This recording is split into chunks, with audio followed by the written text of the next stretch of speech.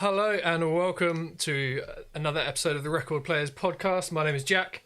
I'm here with Hattie and Dennis. Together we're going to give you objectively the best opinions in music. Today on the review crew, we're going to be taking a look at the new release from Brockhampton, the Roadrunner, New Light, New Machine. Damn. I was like, he's brought the production value up here, but no. What? God damn. What? How dare you? Okay. Australia's worse off on the world stage by the fact this guy is on the Spotify charts, I tell you. It was going so well. I had such high hopes for you. I'm going to pass over to Dennis. You're an engineer. I felt the spirit. I wouldn't be surprised if I got this off someone off the street selling their CD for like £5. How do I stop it? This is crazy. Okay, so Brockhampton is a boy band by their own definition. It's formed in 2014 in Texas under the name Alive Since Forever. Luckily, they quickly rebranded to Brockhampton. I believe Kevin Abstract was a primary source of that name, which is a fantastic name and definitely an improvement. Hold on to your seats for the list of current members. They've got Kevin Abstract, Merlin Wood, Joba, Matt Champion, Don McLennan, Bareface, Rommel Hemnani, Jabari Manwe, Kiko Murley, Henok HK Salesi, Robert Untenient, John Nunez, Ashlyn Gray. I've butchered a few of them, but I live with it.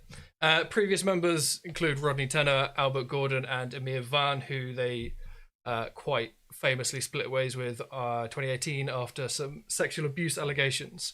Like I said, we're looking at their sixth studio album, Roadrunner, New Light, New Machine, was released on April 9th after a series of uploads on their YouTube channel and some streams on Twitch and Instagram of them kind of showing off some new tracks, releasing a couple of them, and then kind of radio silence from September until now. So the first thing that I want to ask, just to get a quick general opinion, is did you think that this was a strong outing from the boy band given what they've given us before? I gotta go to Dennis first.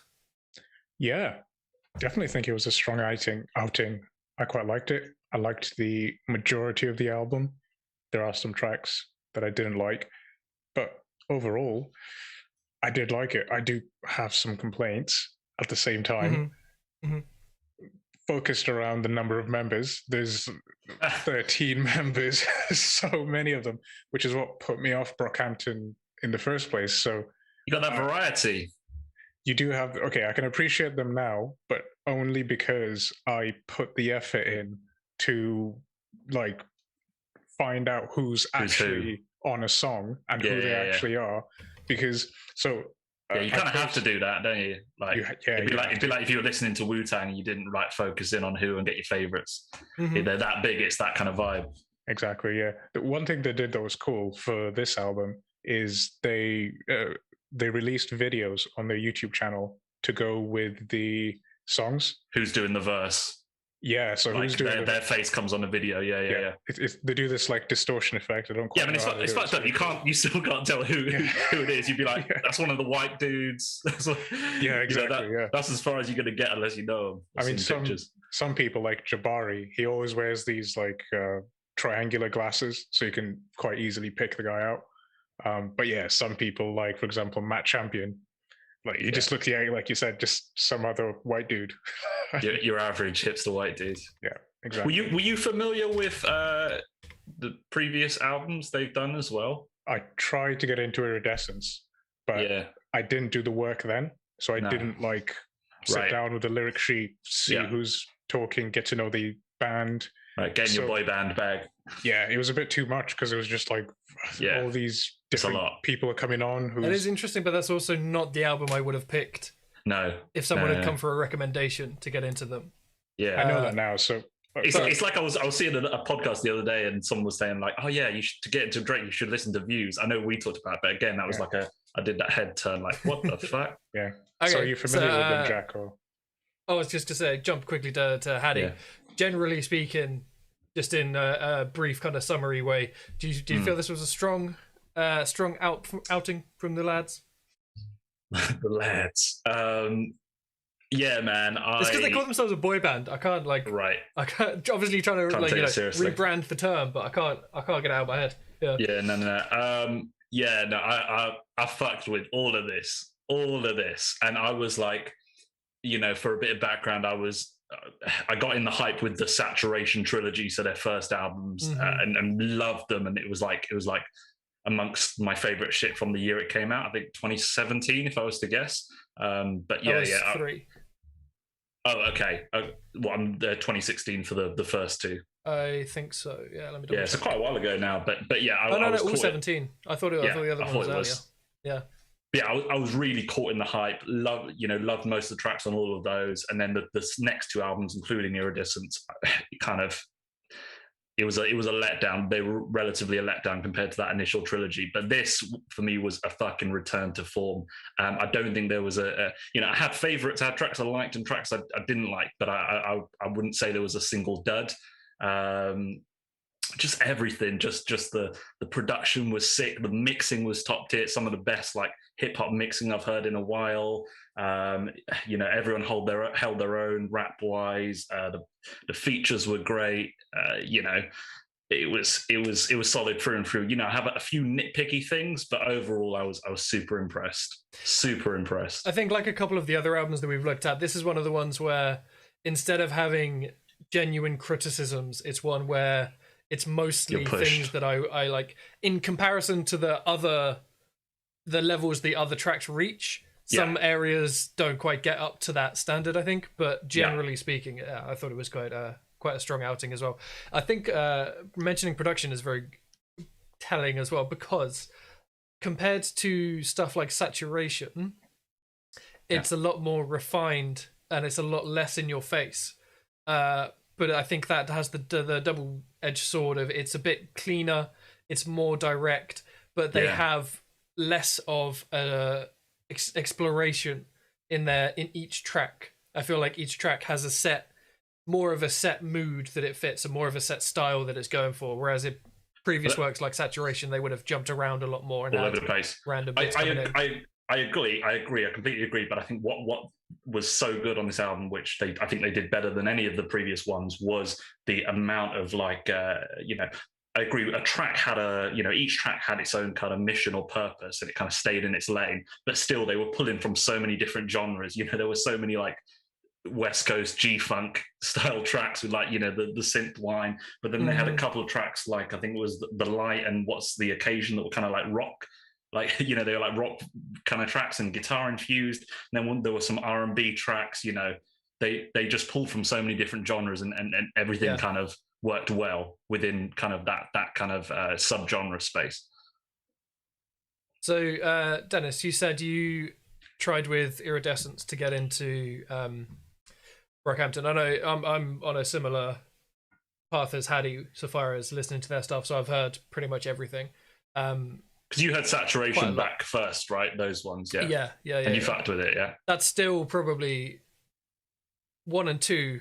Saturation are probably still my favourites.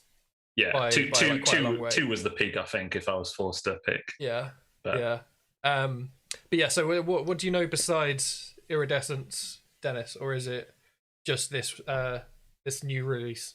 Just Iridescence previously, but on preparing for this album release, I went back and listened to all the Saturations. Yeah. Mm-hmm. So I'd never heard of them. Really, I only heard of Iridescence because the year that it came out, there was a lot of hype around it. People were really looking forward to it. So it was one of those albums that, I don't know, it was just anticipated throughout the year. So that's how it sort of got onto my radar. But then I tried to listen to it, didn't really get into it. But going back to Saturation, yeah, absolutely loved it. I love that, the vibe that they have. And what I think was interesting with Saturations is there were fucking standout tracks on every album, but there was always misses, quite a few misses. I don't know if you guys agreed, but on this, there's the consistency. I will agree, like you said, Dennis, is maybe like, I don't know, 1 or 2 tracks that I was like on, but they weren't bad. So I think they raised the bar in terms of the quality and consistency between all the tracks.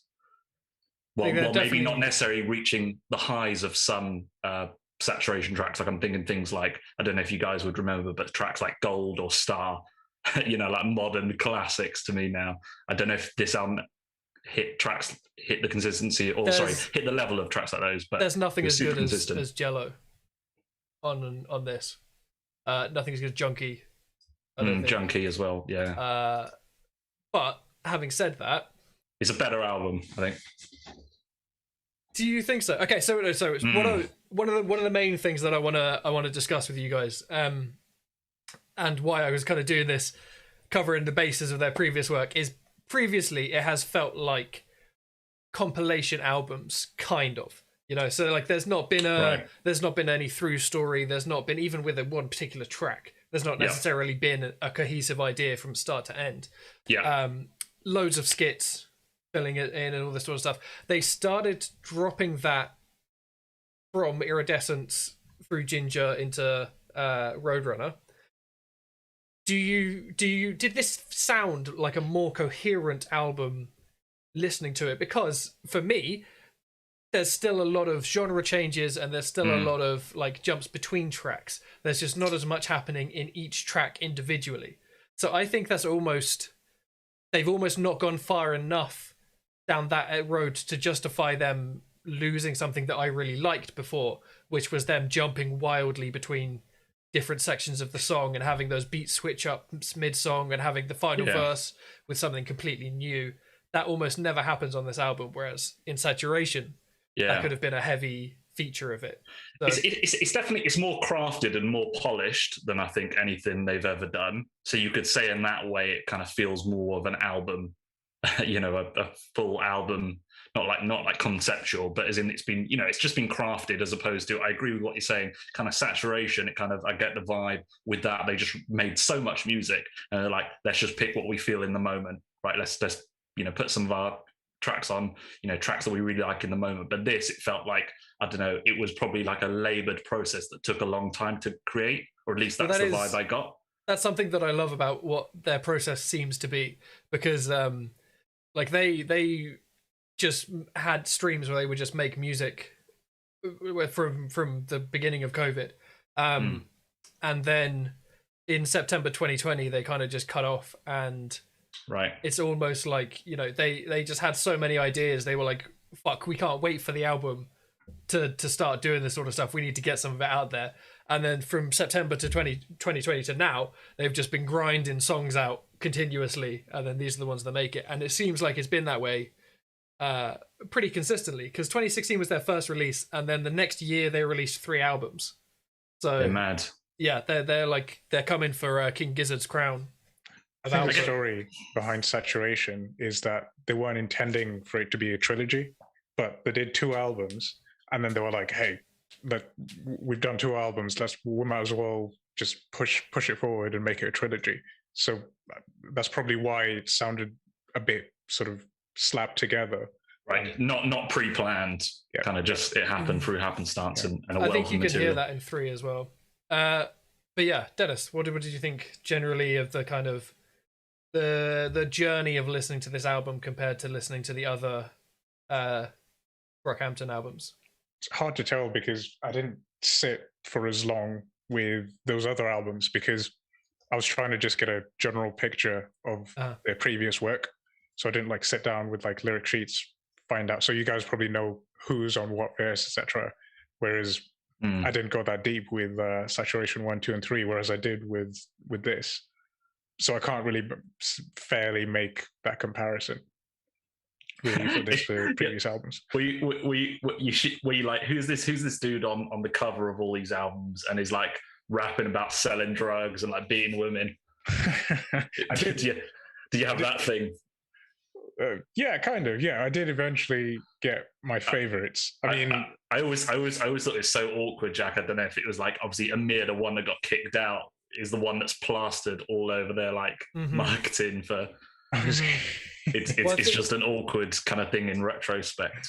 It almost feels like that's been one of the catalysts for this new style, because obviously he had some of the well, he had probably the most like horrorcore Yeah, lyrics of the lot, and he he's had the most like hard like rapper. yeah, you he know, had like of the lot, hardest yeah. delivery and all that sort of stuff. But since his departure or kick it or whatever, they've just fully swung in the other direction and gone like full R&B at times on this album. That's part of the thing that annoyed me, because my favorite tracks on Saturation were always the hardest fucking tracks, like what we talked about, like Junkie Style, whatever. Yeah. And yeah, the following two albums, I was let down by the fact they lent on that soft edge that they've always had, but it was kind of the focus. Mm-hmm. And then in this, they come in, they open up with Buzz Cut with Danny Brown. Oh man, what an opener! That was just it. I was like, they're back, Yeah, they still switch it up though, because I like that. Yes. I had exactly the same reaction. Because I was exactly the same, hyped, dude. I was fucking hyped. The hardest bits of Saturation, by far the best. The other bits, fantastic palate cleansers, great like I'm glad that explorations. Stuff's there. But that when it hits, it hits. Yeah. But I'm glad that stuff's there. But it's kind of like they did it well here, because it was like 70% hard hip hop focused, and then there was 30% of the kind of the R&B, the kind of the other genres that are pulled in, which I think is a good balance for them. Don't get rid of it. But I would have liked some harder stuff for this, or like either more extreme harder stuff, or more in terms of percentage of the album.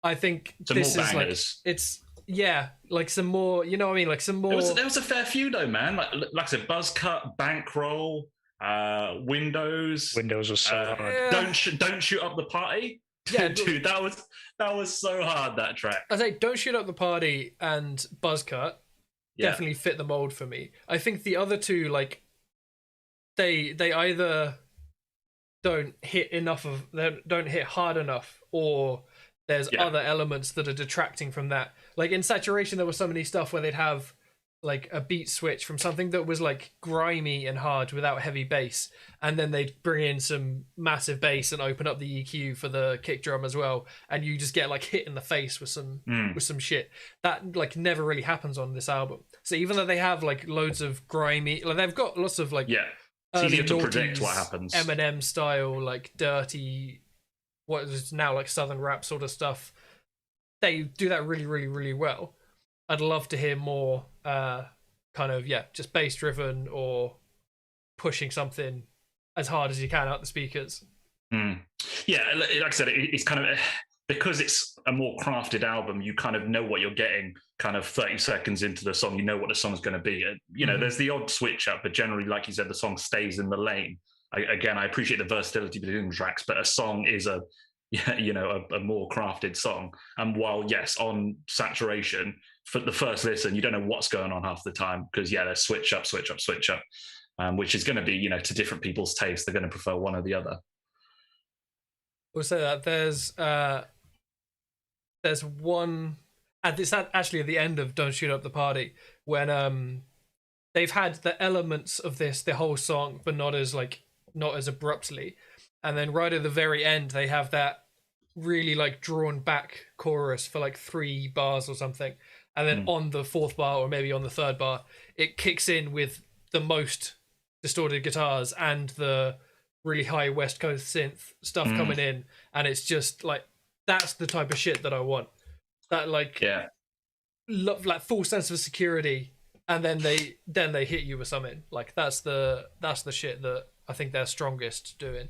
I just love just on the kind of G-funk sound. I just love that so many songs had that vibe. It wasn't necessarily that kind of genre, but just implementing that synth that me and you both love, right? But it just it was at least like half the album. I felt like they kind of incorporated that element some way, even if it was just kind of under the hook or something. And it was never super prominent. It was never like a necessary feature to make the song good. Like, like it was that sprinkling for Dre, but like you can't do that now because Dre did it. So like you'd just be an homage at this point. But having it as a small kind of hidden gem in the track is fucking golden. I felt like Windows was the only one that kind of fully went into that kind of it lent into that West Coast vibe the most in terms of 90s West Coast. And that was a particular favorite of mine just because it had that posse cut vibe. I mean, most of the tracks, there'd only be like 2-3 rappers, maybe a feature, but that track, it was like every motherfucker had a verse on it. And it just had that, again, coming back to Wu-Tang, it just had that classic like Wu-Tang vibe, but with the West Coast twinge. Yeah, I thought it was a particular highlight. I thought that track in particular was just like, oh, the whole crew is going to go hard on this one. Yeah, you got to have that. Especially like with that intro from So Gone, So Flexy, because he's just a hard rapper. Name. And like I'm so glad we've moved away from the baby names into this album. You know what I also loved on that track? The sax bit. It gave me a Kanye Drive Slow vibe, that kind of like moody, lazy sax. That's the first thing I thought of. So, but again, that was the track. It just incorporated so much. Yeah, like I said, you had the kind of posse cut every another verse. There was the West Coast bits, the kind of smooth sax. It was there was even like kind of at the end, there was, I don't know who did it, but there was like an R&B style kind of second hook that almost had like a Justin Timberlake vibe. I'm trying to remember where it was, but that track incorporated a lot of different genres into the same song. I think I know which one you mean. It was like a Neptune's beat with like an 808 kick drum on top of it with like a distorted 808. No, it's on Windows, but there's a singer, I don't know who it is, but they're like, you don't know me. Da, da, da. I don't know. They just had such a sick like little hook that it was like a hook that came once and never happened again. But it was just so sick. What was it you were saying before that, Dennis? Oh, there was just this one song that I was trying to find it earlier, but forget about it. Are you talking about a Neptune sounding one? Because I know Chad Hugo produced one of the tracks, or co-produced. Yeah. He produced, again, another one of my favorites, When I Ball. When I Ball. Let me take a listen to it. Yeah, for when I like, just while Dennis has a listen, when I was going through this album, I think for me the start is super strong with Buzzcut. Track 1 to 6, dude. Track 1 to 6 was just flawless. Wow, see, like I'm not sure. Like the end is super strong with like, what's the occasion, when I ball, don't shoot up the party. Dear Lord and the Light are something different, but like they're good, they're strong for what they are. But then like I had a bit of a dip in the middle for me, to be honest. Like I agree. I think if it's gonna dip, it dipped in the middle. I see, like even straight after, I feel like it's doing it a bit dirty, but I feel like if Chain On doesn't follow Buzzcut, I like it more. But I think that's, you put any track on the album after Buzzcut, and I like it less than elsewhere. I fuck with JPEG a lot, so for me it was just good to hear him, and he fit well. You know, his kind of aesthetic is similar to Brockhampton. So, well, that brings me to another point I wanted to get your guys' opinions on.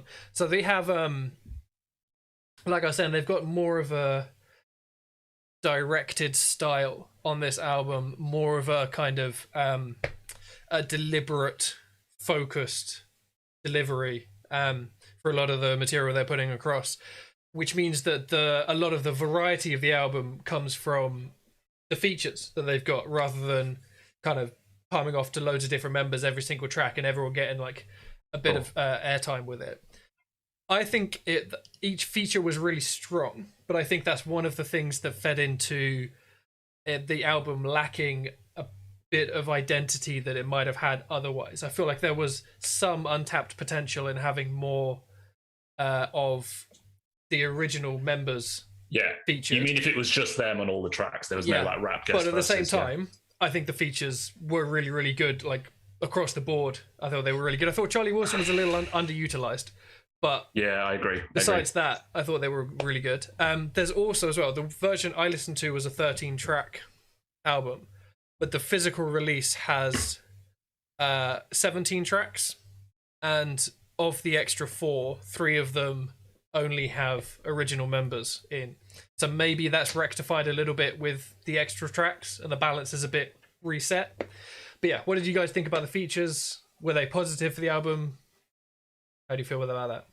Yeah, I mean, for me, on your point, I know what you mean. It's very hard when you have so many members to make sure everyone gets their shine. Because even though I thought everyone, all of the original members, kind of held up, there was no one that was a weak link.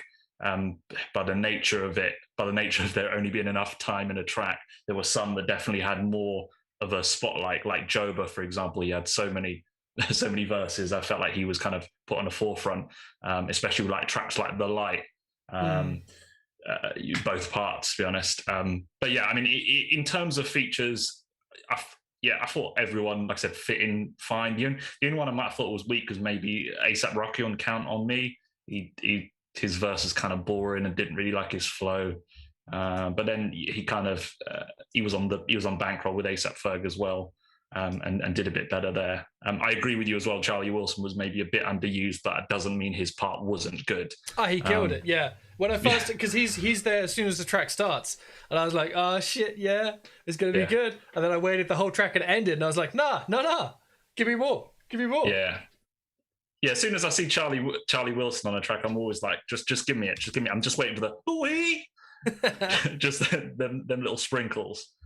Also, just while we chat about A$AP Ferg before I ask Dennis, A$AP Ferg killed it. I've kind of slept on him a little bit, but what actually made me want to listen to his stuff more and get into it was seeing him on Nailed It, the cake making show that amateurs go on and try and make insane cakes.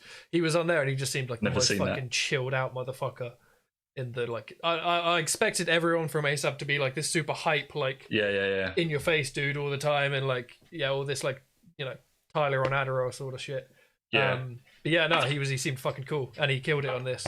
I think he is a bit underrated because I think he has a good way of like, he can like do like hard raps, but he also has like a very melodic kind of sing-songy style that he kind of interlopes. So he'll go from like spitting like a fast verse into a, he's just doing like this quivering thing with his voice that's, super deep. And I think it's good. So yeah, he was one of the standout features on the album, I thought.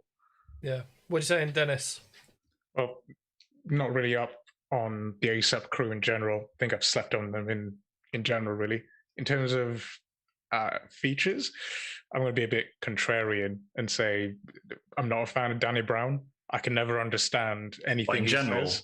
Yeah, I can never understand him. I can never. Yeah, he's the most Marmite rapper you can get, right? But I fuck with him. He has some good tunes. I had to listen. I probably had to revisit whatever album got me into him about 5 times before I could actually get it. Though it was not an easy entry. Yeah, he's one of those. He's a Marmite guy, I think. But he worked so well on the fucking hard beat. Him and Kevin Abstract, dude. Did you see the video as well? No. The music video. Oh, it's worth watching. It's trippy as fuck. Do you see it, Jack? No, I've not seen any of the videos for it. I think in this, I'm kind of with Dennis. I think in this setting, because I was looking for the hard shit, he ticked that box for me, and he like added the element that was missing. But I think and in isolation, not such a huge fan. What about the rest, Dennis? It would have been great to hear more of the boy band. Definitely. I mean, I definitely had my favorites. Matt Champion was my favorite by far. As I was going to like towards the end of the album, the last half of the album, it's my notes are just like, Matt comes in hard on this one. And Matt comes in hard, goes hard once again. Matt nailing it on this one. He's been doing that pretty consistently. Like I said, I don't think anyone like outshines anyone by far, but I think he's probably the most consistent one where whenever he has a verse on any of their projects, he goes in. Yeah, so it was pretty easy for me to pick some favorites, just whatever Matt is on, because I know, he's going to go pretty hard. I mean, he even has a verse on one of their more R&B ones. I think it's "I'll Take You On." Yeah. And he comes in. He actually does some singing on this. He's one of 3 people. I think it's him, Jabari, and Joba that do any kind of singing. And I think Bareface might do a little bit of singing at the end of one track.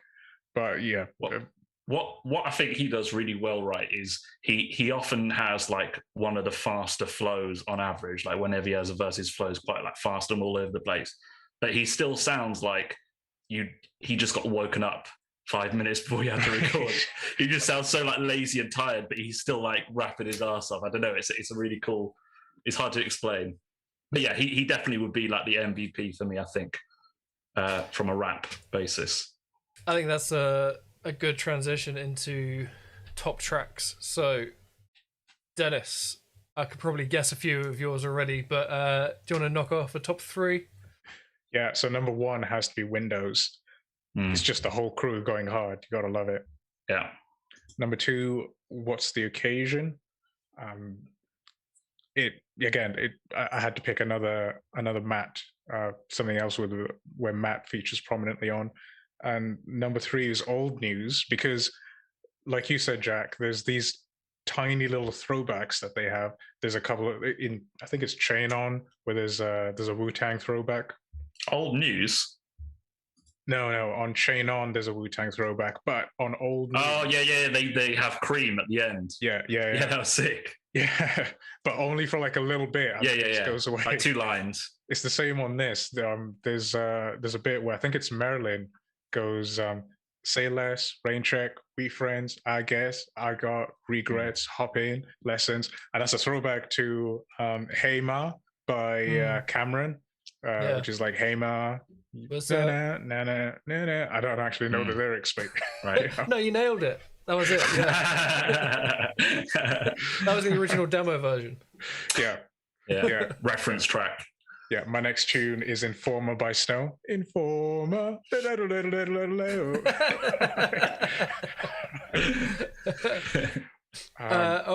Okay. So what, you were Windows, What's the Occasion, and Old News. Old News. Yeah. I disagree with 2 of them. You disagree with them? I disagree with 2 of them. 1 pretty strongly. Right. I'm gonna guess we don't line up, because Windows is one of the ones I would definitely not put in a top 3. Seriously? Yeah. That's not the one I disagree with. Windows I guess, was one of the standouts. Yeah. What's the Occasion? I am on board with. I'll chat about it a little bit when it comes to me. But yeah, Old News as well, I thought was a better R&B take than I'll Take You On. Yeah. But it still didn't like scratch an itch for me. I don't know. For me, Old News is probably the one that I had least.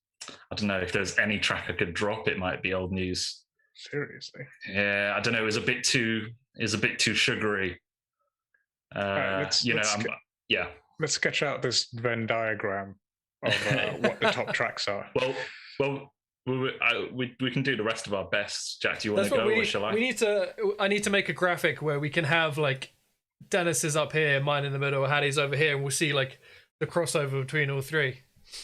Fuck knows how I would do that live, but I'll look into it. Because we always end up with this, yeah. If you don't even want to type in a YouTube title, you probably don't want to do that. That's a pre-stream throwback for people that don't. There's got to be a lazy production way to do it, you know. I can't be the only lazy. The Matt Champion approach. Yeah, I can't be the only lazy person out there doing this stuff. Okay, so Dennis has got a 1 out of 3 so far. For me. Man, I can't believe you don't fuck with Windows that much. It was alright. I think the beat was cool. I think it slightly outstayed its welcome with me. Like for me, because it's like 6 minutes long, isn't it? It's one of the longest. I think that many man though. That many man.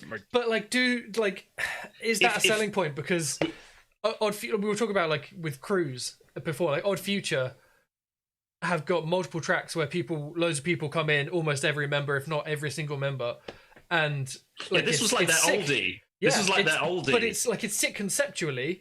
But how many times are you actually going to sit down and listen to the whole thing through and be like, yeah, this is sick? Because like Boy Better Know do that as well. And like, I know for a fact when it gets to Jammer that Hattie's switching off or skipping forwards. I know for a fact.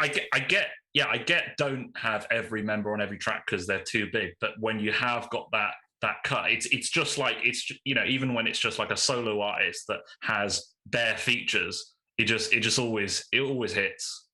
it's a recipe for success for me, having that type of track. I think it was a blessing and a curse. I didn't hate it. No. I just wouldn't put it in my top 3. Okay. Okay. Do you want me to do mine? Yeah, go for it. Yeah, all right. Well, no surprise, fucking Windows is up there for me. Probably the track of the album, which is why I'm so strongly against it. I mean, like I said, it just incorporates so many elements. Like I said, you've got the West Coast. No way is it the best track on the album. I would agree with that. I'm on the fence. No, Jack, I'm on the fence. I'm not going to commit to it, but I'm saying it would probably be that track where if someone was like, I've only got time for one track, show me something where I can kind of, experience what they are, at least from this album, that's probably the one I would give. Just because it incorporates so many different elements musically, as well as having each rapper, it's the perfect introduction. You've saved a little bit with specifying, like, if I had to show someone the track of this album, you could show them this as like a good mix of what's on it. But not of their whole discography, but it's a good summary one. Like I said, I'm on the fence whether it's my favorite, but it's definitely one of the top 3. Second would be Buzzcut. Again, just so hard, such a great opener. I loved Kevin Abstract and Danny Brown. It was just hard. It was just hard as fuck. Exactly what I wanted.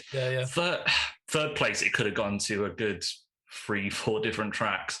I'm probably going to go with When I Ball, which was one of the more stripped down, almost kind of like boom bappy type beats.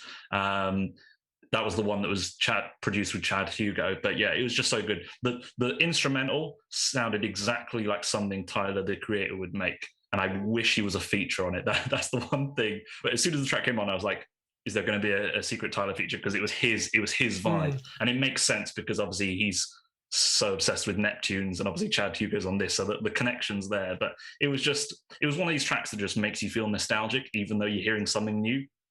Like, just the instrumental was just so like lush and I don't know, boutique sounding. I fucked with it a lot. But they're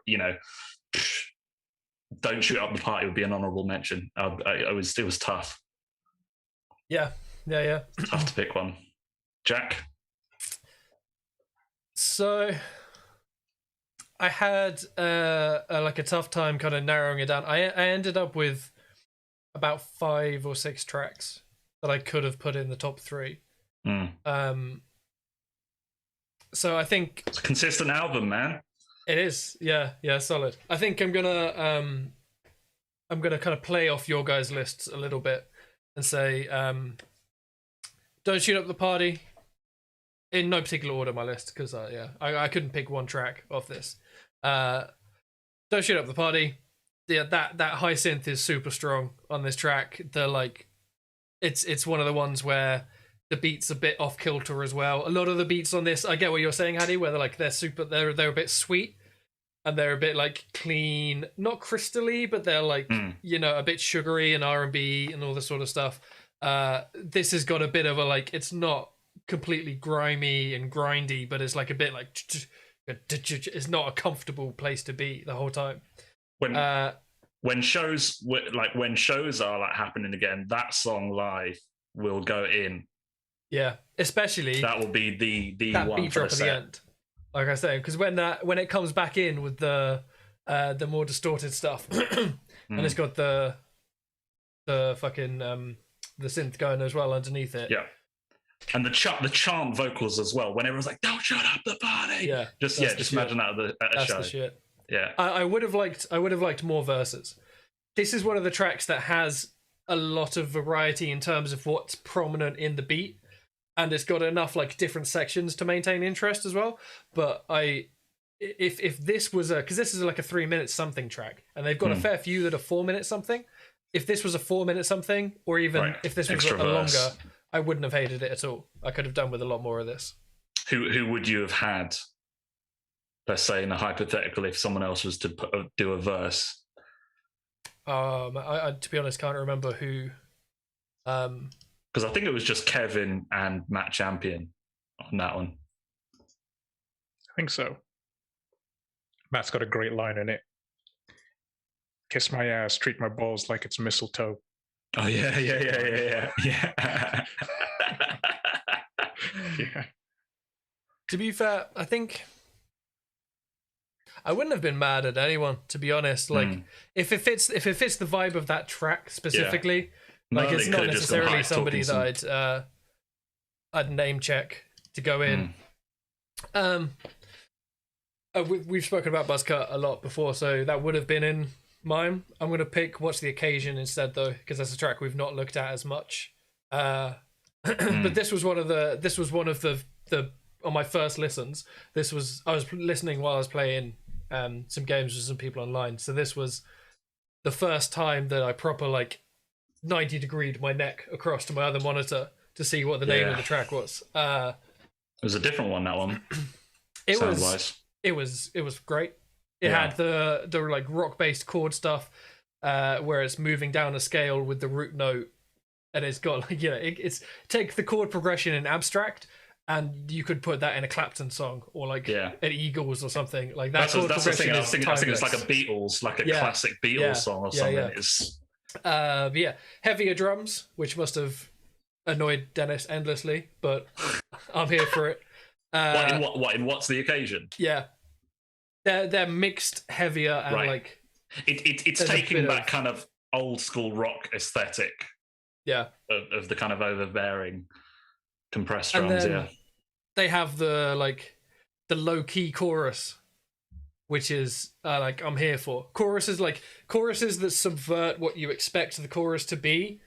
I'm here for all day. Obviously, it can't be the majority of the album, otherwise you've just flipped verse and chorus, and that's no longer a feature.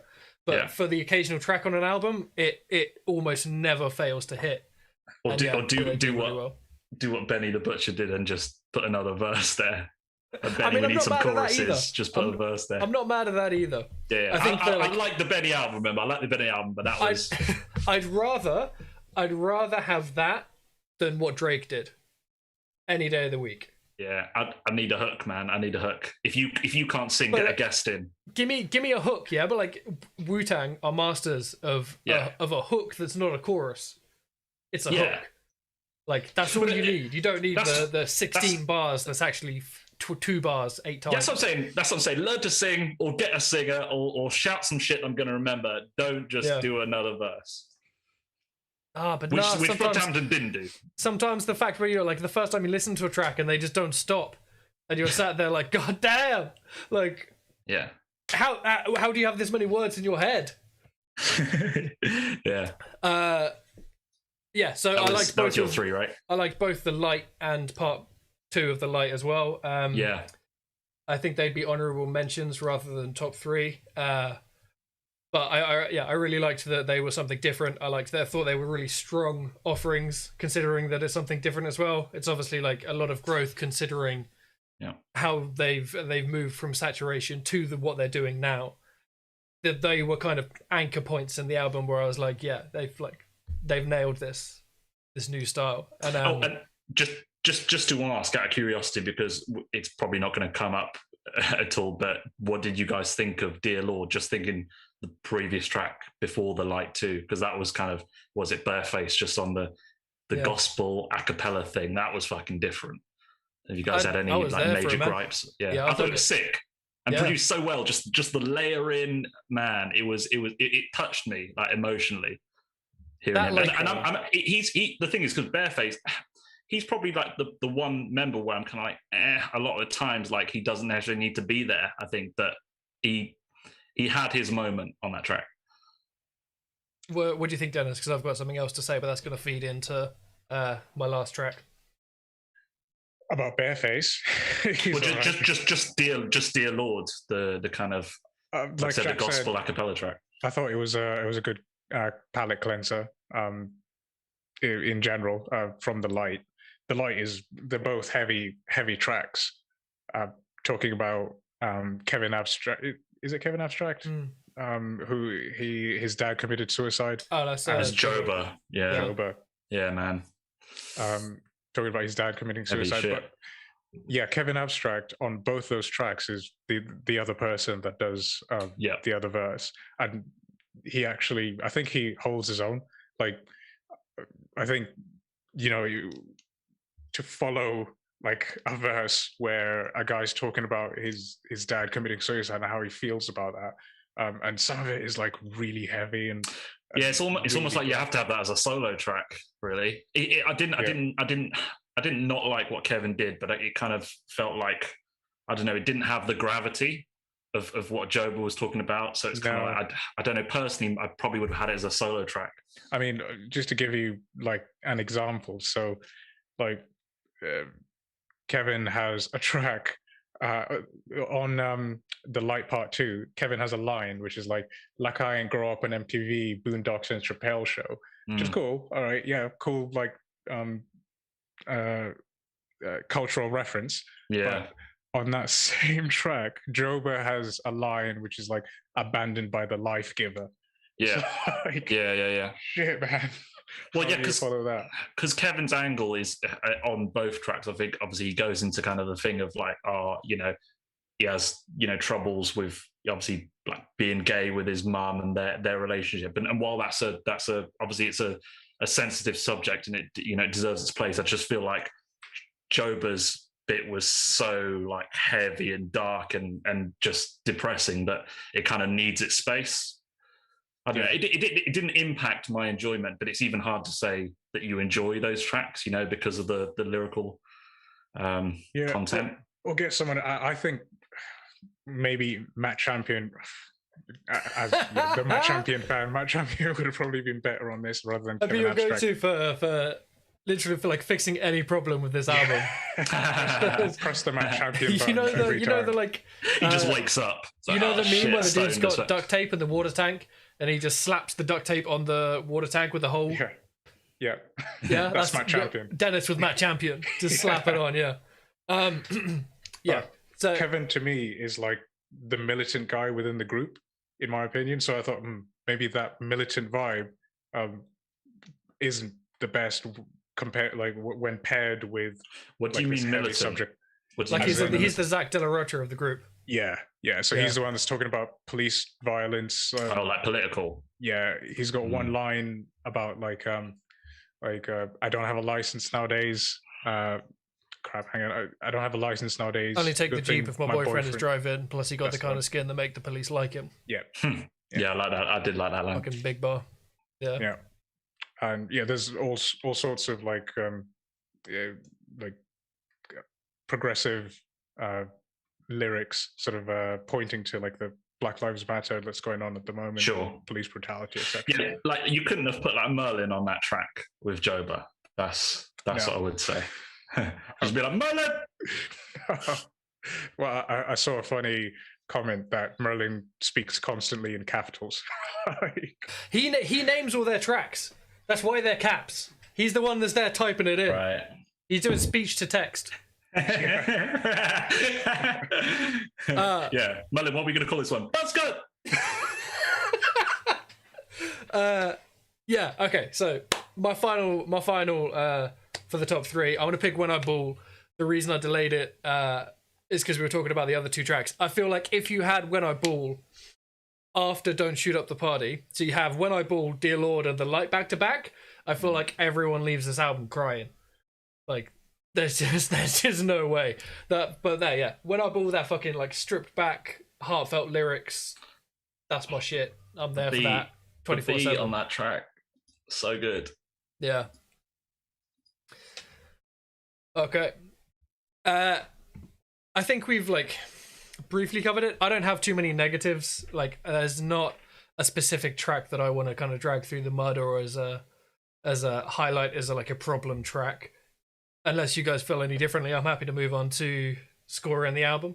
I'll just briefly point out that for me personally, the R&B, the more R&B focused tracks I'm not really a fan of. The I'll Take You On, Count on Me, I'm not really a fan of that style. I'm just you liked Old News, right? Which was the other R&B focused one. I did. There are bars out there, but the like I'll Take You On, like the beat is more like R&B focused, and there is like singing throughout, rather than rapping so much. But yeah, okay. if when it was strictly singing, then you weren't for it. Yeah, just because like I would picture the band on stage pretending to be a boy band, and I don't know how well any of them can sing, to be honest. So I don't know how much auto-tune. I mean, you can hear auto-tune artifacts on most of the songs where they're singing. I don't know if that's intentional, like particularly when Jabari sings, you can hear auto-tune I think they're artifacts. fairly solid generally. I think there's members you'd rely on more. Like there's members whose mics you turned up live, and some members whose mics you might like turn the dial a little to the left. Yeah. You could put Merlin to zero, like fader all the way down, and that motherfucker's still he's still overtaking everyone else. Everyone else's mic effectively acts as a room mic for him. That's the okay. I would agree with you though. Just before we move on, I was saying if there was something that I could be picky about, it was that I wasn't too fussed on the more R&B focused tracks. So for me, it was "I'll Take You On" and "Old News" that was probably that midpoint, weak point for me. But I didn't dislike them. Yeah, that is being picky. Like yes, very picky. I think those tracks will grow on me. I think I'm definitely going to come back to this album. I'll probably, like in 6 months' time, I'm loving those tracks. We're not saying that if we reshuffled this album a little bit, maybe made it 10 tracks or 11 tracks, that we could improve it, are we? We're not giving it the record player special. I did want to bring it up. I think part of something that also added to it was I thought the sequencing was really good of tracks. Obviously, you're the expert, so I'll have to defer to your learned opinion. But I think for the material they had, it was because it's such a they made it feel coherent, but it is such a mishmash of elements that they've got here and different influences, different rappers with different styles, mixing singing and rapping. It works really well for the combination of stuff that it is. I think you could make a more coherent album, but I think that the way they approached it is like coming from just constantly churning out tracks and then going like, hey, let's refine it to an album. If they start from the point of let's write an album, I think they that would just naturally happen because you can see it in play here. It's clearly something they're thinking about. Cool. So let's go to the score page. Dennis, would you put this goat, fire, back pat, ribbon, or trash of our new 5-tier list? The new streamlined list. Yeah. Let's see if it works. See if it works. I'm definitely going to have to put this as fire. I really enjoyed the album back to front. I'm glad that I took the time to get to know the band, so I know who's who. I've got favorites now. I've got a feeling of who's who. So now I think Matt Champion posters on the wall. Can't see it because of the green, but you take that background away, Jack, man. You have some shameful shit. Yeah, I wonder if they'll do like the old posters, like NSYNC used to back then. These glossy posters that I can put up of Matt Champion. That picture on Wikipedia is them in like the orange inmate suits. Oh, yeah. Because there's so many of them, it just made me think of fucking Slipknot. Oh, right, yeah. Actually, something we didn't really. Yeah, I'm glad you brought that up because these guys give me a lot of like Slipknot vibes. Because Slipknot, I think, okay, not in terms of the music, but in terms of like the way that they're managed. Because Slipknot is kind of like that, like Clown. I can't remember his name. Sean something. Clown, like he. I was going to say, don't call Merlin that. Clown is responsible for like the image, like he's responsible for like the look and the personalities, etc. And from the word go, do they even wear masks anymore? Yeah, they still do masks. Yeah, I think they recently redid the masks, and they kind of, I guess, because that's what I was going to say. Like, I did come across for some reason like some interview recently with the guitarist, and I was like, I know what you look like. Everyone knows what you look like. Yeah, is there the point anymore? Sorry, I know this is a divergence, but they did inside. Yeah, this is going to be a massive divergence. We should say we'll talk about it later. We'll talk about it later. Yeah.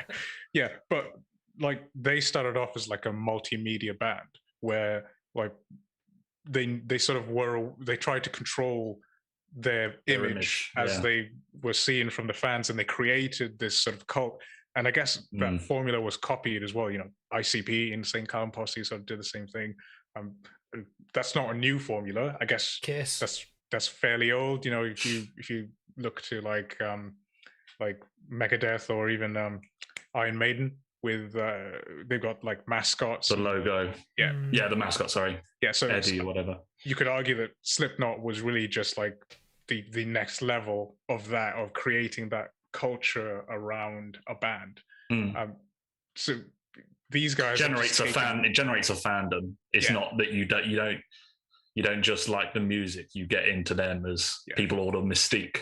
Exactly. So even kind of tracks like The Light feed into that, because like this guy is bringing, Joba is bringing you into his life. He's bringing you into like the deep shit that he's dealing with, and you get 2 tracks where he's pouring his heart out, and that helps build like a relationship like with the band, like as an individual. And it seemed, what's interesting is the first time I saw that, I was a huge Slipknot fan, so I watched the documentary. I think it's Inside the Nine, and it talked about all of this. It talked about the early years of the band and the plan that they had, etc., and where the masks come from with the personalities.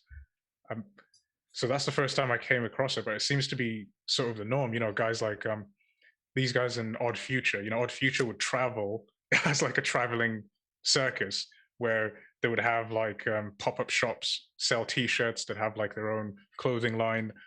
They do music videos, and so they were this multimedia thing.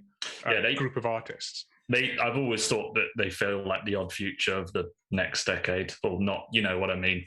Like, they took the reins when Old Future fell apart. And Brockhampton, they're so young. Like, they were 15 when their first album was coming out. So that's what, 2016.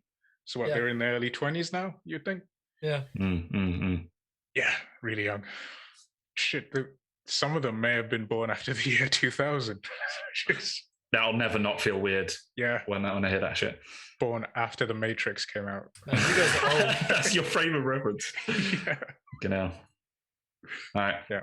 So it's a fire. It's a fire from you. Yeah. It's fire from me. Yeah. This is this immediately causes problems with our system. But Hattie, where are you putting it? Okay. So I have to ask a question before I decide my ranking. Sure. Is GOAT? Does it have to be a perfect album? I would think so. Okay. But otherwise, I would have put this in GOAT. Right. I don't. That's what I was just thinking about. I don't think we're gonna get. You know what I mean? Like a perfect album. I don't think such a thing exists. To be honest, I feel like you could bring me any album. Yeah. And I feel like I could complain about it. I'm a world-class complainer. Especially in the context of we have to review Subbed, so we have to look at all the positives and negatives. I guess the main reason I ask is this is the best album that we've reviewed. So it at the very least it's a high fire. It's not perfect, but I like pretty much every track. And like you mentioned, Dennis, upon repeat listens, which I'm definitely going to give it, there are tracks that maybe I was like so at that I could see becoming my favorite. So if GOAT's not if that doesn't mean a perfect album, I might have to GOAT it. A mind blown, should we say? If it has to be perfect, then I'm in fire. So I think for me, the album that comes closest to it is the original KG, and I think part of that is because of their experimentation. I think I think KG has still got some raw elements that this album doesn't have.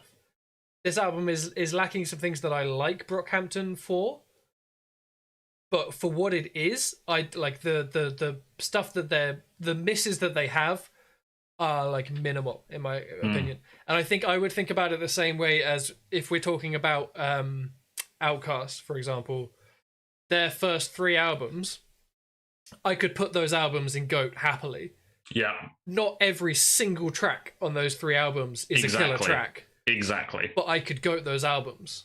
Yeah. I feel the same way about this. I could probably only name enough albums to fit on one hand where I fuck with every track majorly. it's rare that there's not maybe one where you're like a little let down, but it's still, like I said, it's still a classic. Not that I necessarily think of this as a classic this early, but it's up there. I'm happy twofold to put this goat because it saves us space on the fire line, and I don't think it deserves to be in the same category as Benny. I think it's a step above. Yeah, I agree. Happy to go. Wow, there you go. I think this is the closest to a Go album that I've heard all year so far. Yeah, this is the best album I've heard so far. This is a contender for best of the year already. Yeah, for sure. So the first goated album, I've even made the image so we can make slightly room. bigger by mistake. But there you go. Yeah. Hey, look, we said we'd change up our tier system, and we finally managed to break out of the middle two tiers. That's true. Yeah. I mean, yeah, well deserved, to be honest. In my opinion, it's really. I think it's. I could see a stripped down version of a Saturation album if they released that style now, making it to Goated as well. I'd like to see some of those elements come back, but if this is the road that they're heading down, I'm super fucking excited to see where they go with it. Yeah, like I said, a proper return to form for me as well since the Saturation era. Yeah, let's capture that magic. For me, it's just made me excited to go back to their back catalogue. And Rinse, I've got 3 Saturation albums, 30 tracks to pull some gems off. Yeah, you're in for some fucking good shit there, man. Watch the videos as well for the Saturation songs, because they fucking made videos of like most of the tracks, and they're all fucking sick. Nice. Okay. Any final thoughts? No, I think listen to the album, listen to the Saturation. Yeah. Listen to Ginger if you want to. Don't listen to Iridescence would be my advice. I would second that. That tiering would be what I would say as well for a new listener. Cool. You want to shout out the socials, Haddy? So obviously you're on YouTube, so make sure to like and subscribe. But yeah, you can catch us on Apple Podcasts. We're on SoundCloud as well. Or on Twitter at TRP_POD. Yeah. Awesome. We'll see you next week. Peace.